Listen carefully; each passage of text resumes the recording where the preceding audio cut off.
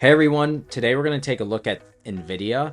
There is no denying that this has been an absolutely explosive stock and has made a lot of people a ton of money. But what we're going to do is take a look at it today from a fundamental long-term investor perspective and check out to see whether or not this could be a good investment for the long-term investor and kind of look at the risk of investing in a company like this. So let's take a look at fast graphs and see what it looks like from a valuation perspective.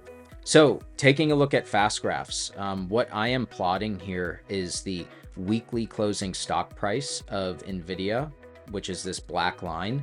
And then I am also plotting the adjusted earnings per share going back to 2018. That is represented by this green shaded area. We then also have estimates on this chart. And then this orange line right here represents the fair value of Nvidia based on the growth rate that we're currently looking at in this picture. This blue line on here is the normal multiple that the market has applied to this company. And then I just took off the blue line. There is now this black line that is also applied, which is the current PE ratio that it's trading at. So, I can see that this has been above the black line over here, the solid black line I'm saying.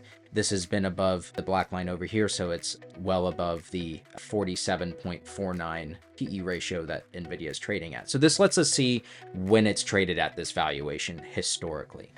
Okay, so let me put the normal PE back on. Taking a look at this company, right? The compound annual growth rate of earnings over this time frame, including these estimates, has been 50% annualized. I mean, that is an absolutely crazy amount.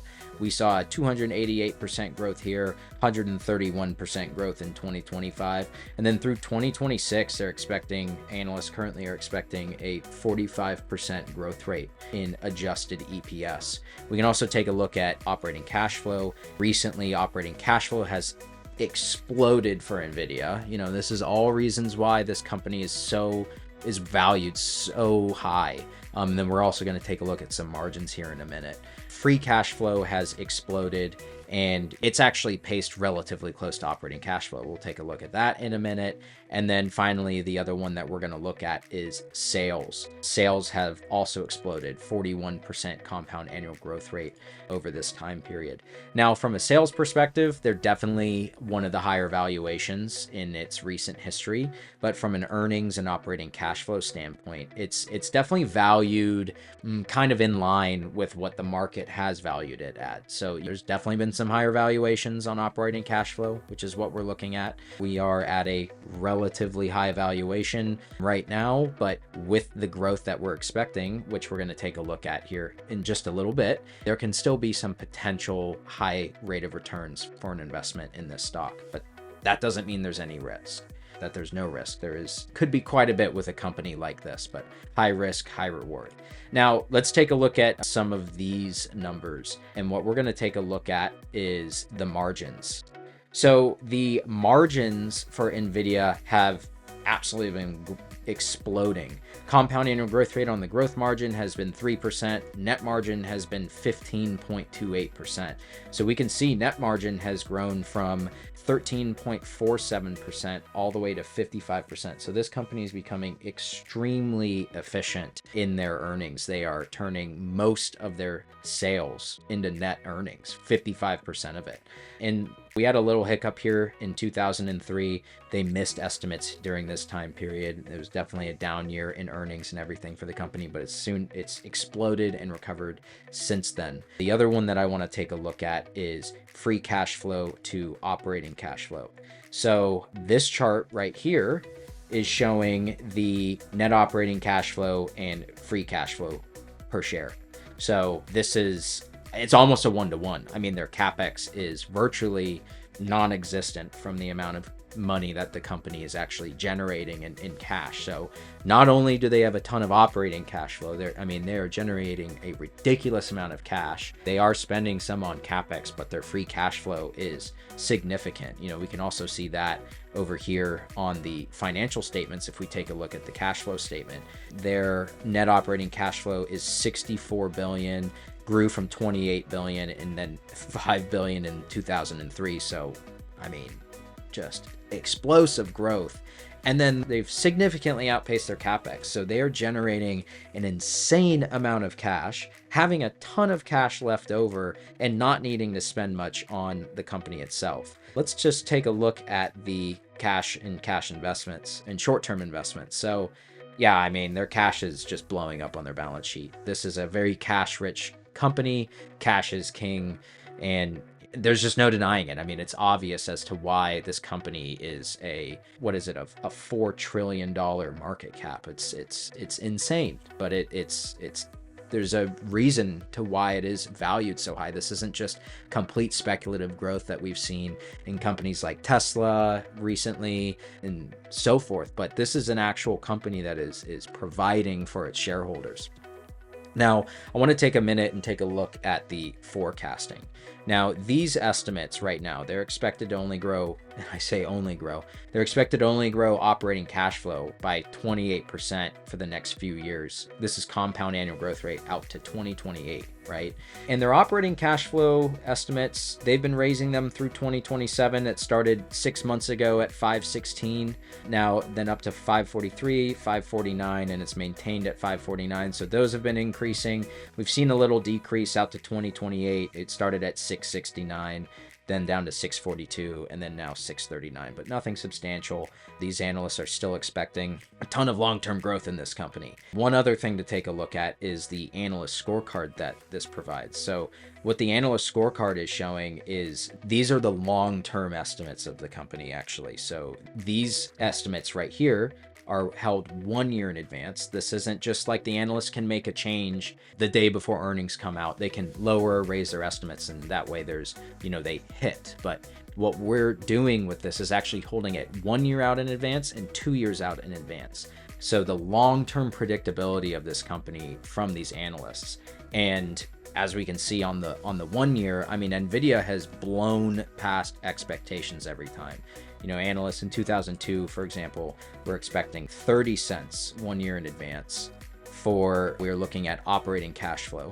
So 30 cents per share in 2022, and it came out to 36 cents. Then here in 2025, for example, they're expecting 192 per share in operating cash flow and ended up being 258. So a 34% difference. Here there was 140% beat, right? 1 year in advance and 2 years in advance, I'm talking about. 2 years in advance, 83%, 316% beat. So crazy amount of surprises. This company is more than delivering what analysts expect. I think it's smart that analysts are being a little bit conservative on this. It's smart to invest on the conservative side instead of overestimating something and being surprised negatively. But so now let's take a look at some of the valuations. What we're going to look at is the adjusted operating earnings based valuations. And so based on the growth rate of this company, intrinsic value out to 2028 would say it should be trading at a 28 PE, which would be a $191.41 share price if these estimates became true.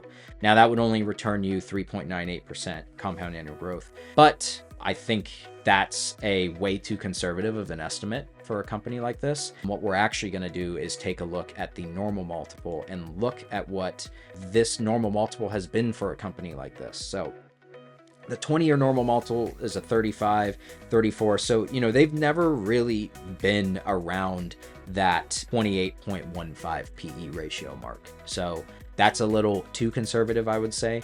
And using some of these normal multiples, we've seen it hover around the 35 mark, 36 mark. And then throughout these more recent years, because of this explosive growth, the faster that a company grows, right? The more you can pay for a company, essentially. Whereas like a really low growing company, you can't pay a lot for it. You're just not going to get the growth out of the company in a quick enough amount of time. So what we're seeing right here is a 48 PE ratio, almost 49 over the last 5 years is the 5-year average. But let's choose a conservative estimate.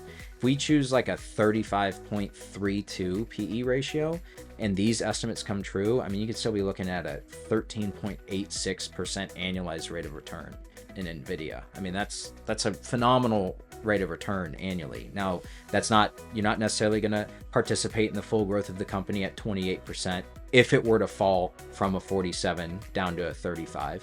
right? Not saying it will, but it definitely can. And with it being a high valuation that we're seeing at 47, if there's any sort of surprise in the estimates negatively, any sort of macroeconomic issues that are going to happen, we can see a big drop in the company. You know, we saw that here at the beginning of the year. Now, I mean, it would have been an absolutely phenomenal time to pick up Nvidia at a 29.28, right? If you would have picked it up, you'd have annualized 84%. You would have annualized 552%. You would have returned a total return of 84%. So that's in just a short few months. So if you can pick up a company like Nvidia at some lower PE ratios, it can be, I mean, a ridiculous investment, right? But as long as this company keeps producing as it is, I mean, it is a extremely strong financially. The margins are insane. The cash flow growth is insane. So it's not expecting to see any sort of issues on the cash side of things. I mean, it's extremely cash rich company.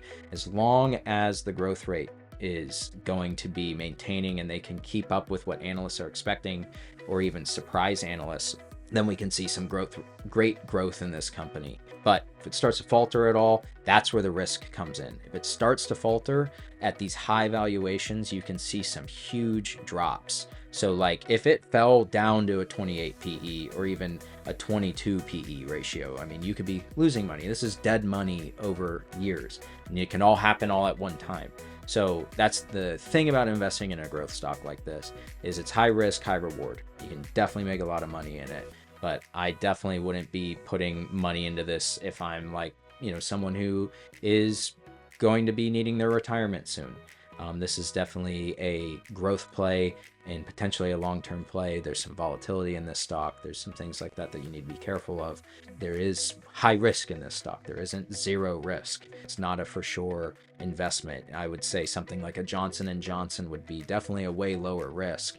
And you can still earn definitely a pretty good return in a stock like Johnson & Johnson, you know, 6.88% per year. This is a great return, but that is not a long-term, extremely fast return that we could be seeing in a stock like Nvidia. If you want to see information like this for the stocks that you follow, go check out the link in my bio. We are offering a 7-day free trial at fastgraphs.com.